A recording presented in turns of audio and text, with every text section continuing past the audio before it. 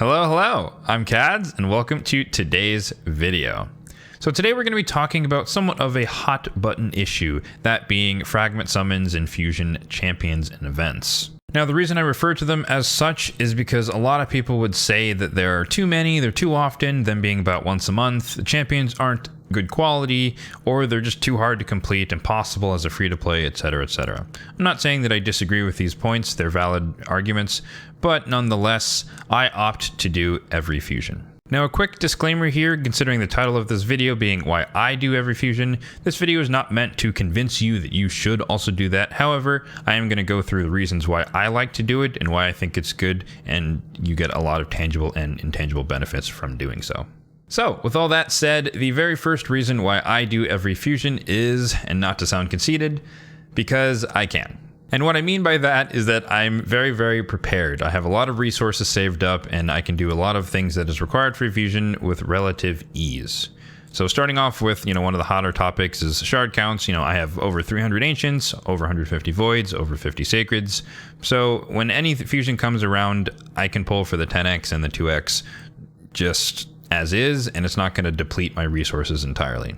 And I know I have to mention it on almost every video, but yes, I am a pure free-to-play player, and it is definitely possible to achieve these numbers if you are frugal with when and how you pull your shards. In addition to shards, I also manage my gems and energy appropriately. So my strategy for gems is that I keep a floor of 4,000. 4,000 gems is roughly 13,000 energy. So if I really need to push for something that's a surprise, then I can dip into that below 4K. Other than that, I stay above 4K. If I start to get above 5K is when I start bleeding off some gems to try and get back down towards 4.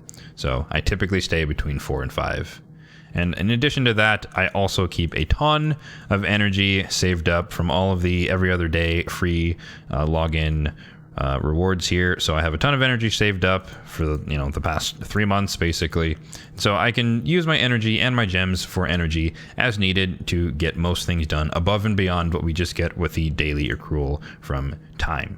And to expand on this premise, I've thrown up my finished fusion plan for Pythion. I already finished him, and so I put some of my totals in there as well, so you guys can look at that for reference. But what I wanted to highlight here is that the requirements for fusions are just doing the stuff that I would normally do. So looking at the tournaments, first of all, Ice Golem. I need to farm Ice Golem. I want Reflex, I want Resistance, I want Provoke Gear. Fire Knight. I want Savage, I want Regen, I want Stun Sets. Spider, I want accessories, and Dragon, I want speed, I want destroy, I want stalwart, and whatever else they offer. The point being is that there's always going to be tournaments associated with each of the 4 dungeons, and I'm going to want to farm them anyways. Plus, you get all the rewards on the on the right-hand side of every tournament, and so there's more incentive aside from the fragments or the fusion champions. There's just more rewards for following the tournaments and events in the game, and I also need to farm the dungeons anyways. So I don't really mind spending my daily accrual energy and maybe a little bit extra if I need to push a bit harder to get those completed. Classic Arena is always a cakewalk, 390 points, and so just using your daily arena tokens, you're going to get to 390, assuming you're in gold or silver, with relative ease for the 3-day events. Champion training, you'll never run out of opportunities to make more 6 stars and develop your account unless you're a super hyper kraken endgame whale who has every champion in the game already maxed. But for majority of us, that's not the case. You're always going to have someone who you can 6-star next. You might not know who that might be, and I do have a video on that if you guys want to check that out. But regardless, you can 6-star somebody. You can make more chickens. You can always do champion training, tournaments, or events as part of a fusion. And it also helps you get silver for what we're going to talk about in a few seconds. We already addressed the shard aspect of it and just managing your shards, pulling the minimum you need to pull for the events, Champ Chase. So for example, I only pulled 50 Ancients. Even though it's 2 times Ancients, I have 300 plus. I didn't pull 200, I pulled 50 because that's all I needed. So you don't have to go above and beyond. And if you want to, feel free. I'm not telling you exactly how to play your account, but I elect to be more on the min-max side of things where I just need to pull the minimum I need to get the rewards I want. Similarly, for the Summon Rush, typically you only need 4 Sacreds to do the Summon Rush. The higher milestone has varied in the past. It's been as low as 7, and it's been as high as 9/10, which is the most recent one with Pythion. But if you budget it properly, you don't even need to go for the higher milestone. You can just pull 4 Sacreds. So having 4 Sacreds is enough once a month for every fusion that comes around. So again, min-maxing there can just bolster your shard count, and thus you won't be in crisis mode every time. However, in order to do that, you do have to avoid the FOMO, as it's called, or fear of missing out. So you can't always pull for every single shard event that pops up under the sun. And in my opinion, you're not really meant to. I think a lot of people do say they get overwhelmed by all the different shard events, and there's too many, there's too much, there's too often. They're trying to deplete your shards. And I view it a bit differently. I view it as though you have a bunch of options, and you get to pick and choose when you get to pull your shards. So as an example, we just had a Pogo event recently, pull one, get one for Sacred Shards. I was fresh out of Mercy. I was like 1 Sacred since I got a Legendary. So it makes absolutely no sense to me to pull 15, 16, 20, 30 Sacreds to try and get a double Legendary when I'm not going to hit Mercy most likely. Could it happen in 6 shards? It could. Is it going to happen in 6 shards? Most likely not. It's going to cost me 20 plus more so, and I don't really need to spend that when I could wait for a 2x where I could just get a 1 in 8 chance or a 1 in 9 chance, or just wait for me to get closer to Mercy and then go for a Pogo event. So sometimes you just have to skip events. You don't have to pull for everything, and I don't think it's intended for you to pull for everything. Of course, all fusions are not sunshine and rainbows, and the pain points for every single fusion for me personally are Dungeon Divers and Artifact Enhancement. So Python is an example of the hyperinflation of the event milestones, for at least for a 3-day event, being 3350 for divers, which is usually 2850, and being 4775 for a 3-day art enhance, which is usually 4000, or even as low as 3300. These are usually painful because divers never lines up properly with the dungeon tournaments, and so you either have to do more or less on different days depending on when the tournaments end to try and be efficient. Obviously you can just do whatever dungeon you want when there's no tournament, but then you're just kind of using energy without any benefits towards the fusion, aside from the benefit of doing divers. And so min-maxing approach is when you try to match the dungeon divers with the actual dungeons, and so that can lead to some sort of some pitfalls where you have to burn a bunch of extra energy on one day in particular because the tournament's ending but the dungeon divers isn't, or vice versa, and so that can be kind of painful. And Artifact Enhancement is literally just a silver sink. There's no other way to put it, and this one for me was extremely costly. Because if you add it all up, I put it in the parentheses, I spent 9, 20, and 21 million silver, so a total of 50 million silver.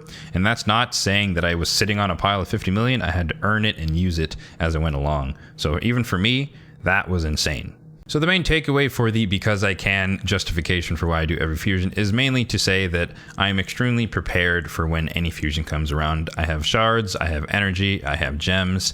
I want to do what the fusions offer in terms of the events and tournaments anyways, aside from Dungeon Divers and Artifact Enhancement, but that's a necessary evil in order to get some decent free champions. And speaking of decent champions, that leads me to my second point about why I do every fusion, and that's because, honestly, the fusion champions are pretty good champions overall. So if we look at my champion pool here, you can see a handful of the fusion champions that we've had in the past. We've got Herndig, who's basically god tier for like wave clearing as well as Dark Fae. We've got Mighty Uko, very, very popular in Arena right now in Stone Skin, and Hydra as well for the block buffs, decrease accuracy. Iron Brago is very popular for old school traditional Demon Lord clan boss teams. I ended up pulling him luckily, but he was a fragment summon back when I started. Walking Tomb Drang, fragment summon champion as well, who is basically the poor man's ninja. Since you can't get ninja anymore, he brings irresistible HP burns and he can still activate them. It's not as much damage, but the trade-off is that he's a lot tankier than ninja is. Underpriest Brogni, super popular fusion back in the day. Very difficult fusion, but a very popular champion for most PvE and a little bit of PvP applications. Guys the Gleeful, and as well as Nishak Verminlord. Amazing bomb champions for Arena, and Nishak has even found a use as far as some solo content in some of the dungeons. So some of these happen to be more recent, and they've been on a hot streak as far as releasing quality champions, but the point is that a lot of them are quite usable. Again, not saying that you have to do it because of that, but it is a good reason to consider doing every fusion because you never know when they might be useful. And to that point, there are a few of them that I simply don't use. Some of them are in the vault, some of them just made it out of the vault. But like Versolf the Grim, he's going to be used in a Force HP secret room. I don't really have a purpose for him outside of that. Some people use him in Demon Lord Clan Boss because he does have ally protection and increased defense.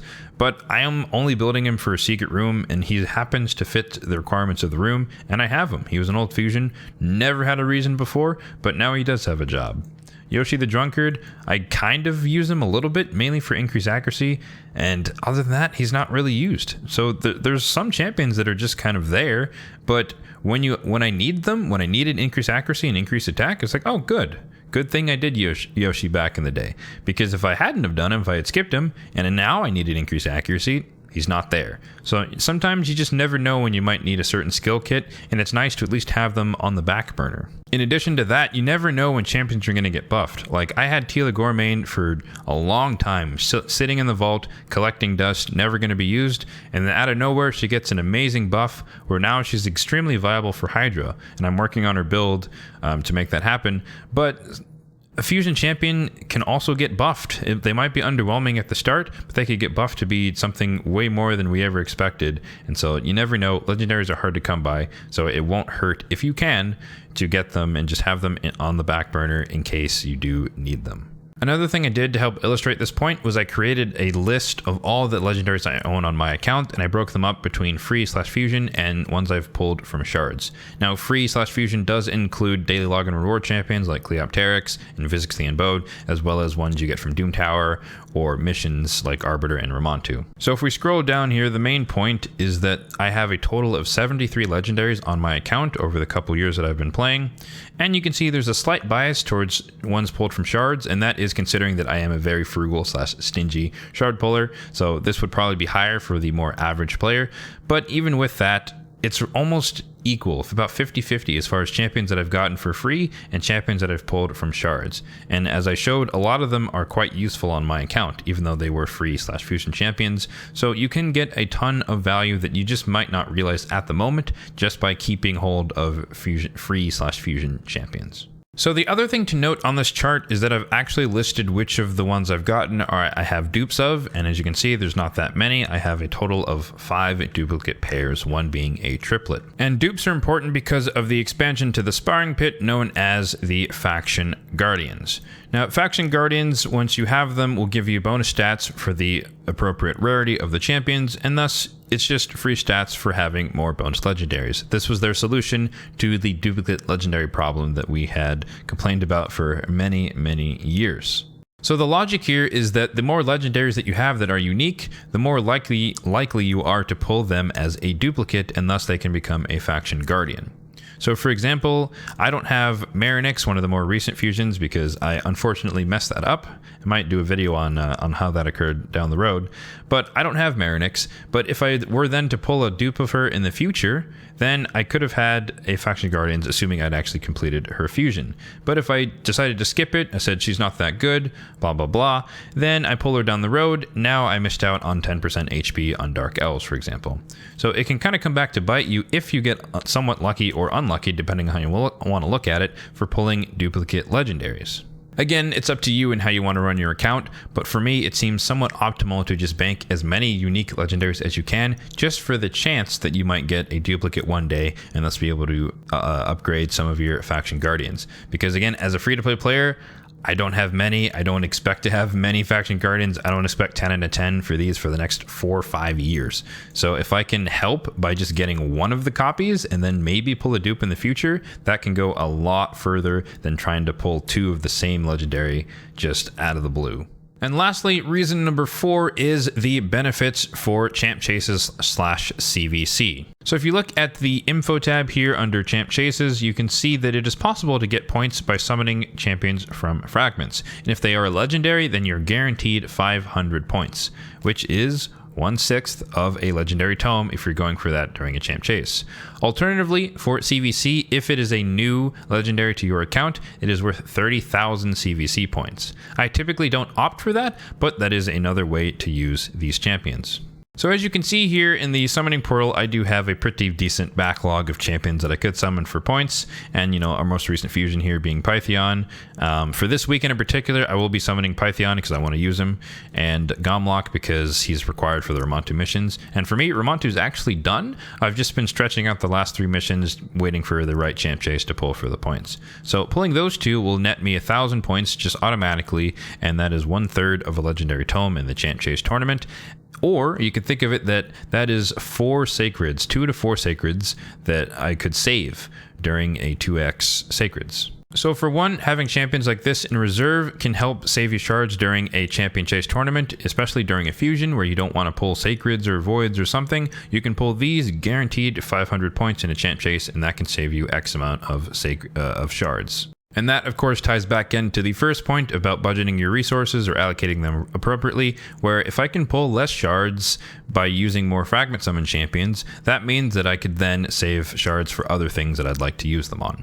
And for fusion specifically, sometimes, or typically near the end of it, they overlap with a champion chase tournament, and thus you can actually use the fusion champion, whoever it is, to get a free 500 points towards the champ chase, towards the legendary tome, or whatever else you'd like from the champion chase tournament. Alrighty, so that's going to do it for today's video. In summary, again, the 4 reasons why I do every fusion are because I have the resources to do so, the champions are pretty good overall, faction guardian benefits, as well as champ chase and CVC benefits. Hopefully I've been able to articulate my reasoning well enough to you guys, but again, this is not meant to encourage you to change your playstyle, play however you want, but if you would like to get more into the realm of min-maxing and learn how you can do every fusion, even on a free-to-play account, then be sure to take some of the points I made in this video. And if you disagree, feel free to comment down below what your strategy is for doing the fusions, why you skip them, or why you do them. Best of luck to all of you who are pulling your shards this weekend for 2x Sacreds and the 10x on Kymar. I will be pulling myself tomorrow after the 10x ends. As usual, if you are enjoying this video, then be sure to drop a like down below. And if you enjoy the videos on this channel, then be sure to subscribe as well. We did hit the milestone of 100 subs, so thank you to all of you lovely people. But if you are not one of those 100 people, then be sure to hit that subscribe button down below. Thanks for watching, and have a good one.